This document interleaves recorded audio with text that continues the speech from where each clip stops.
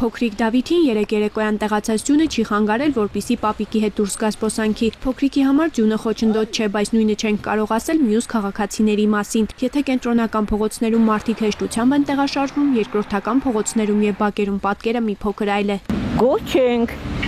Շատ վատ վիճակում է, ինչու։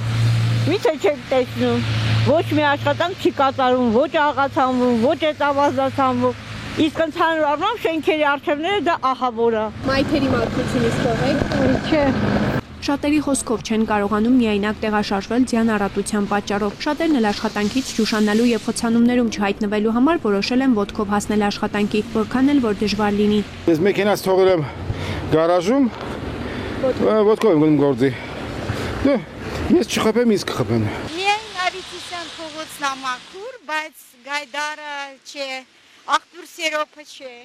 Հատուկ տեխնիկան հիմնականում կենտրոնացված է գլխավոր փողոցներում, իսկ երկրորդական փողոցները, մայթերն ու բակերը դեռևս մնում են անտեսված։ Շատ վատ է, մաքրման աշխատանքների կատարվում։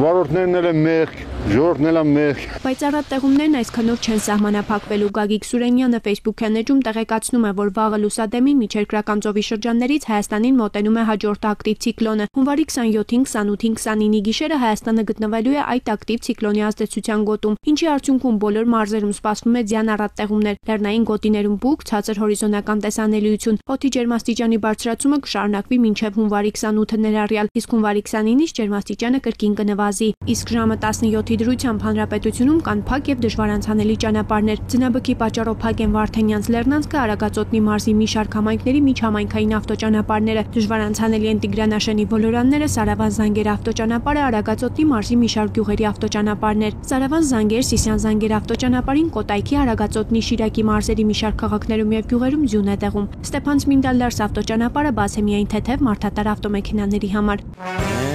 Սպեսել ապրում ենք,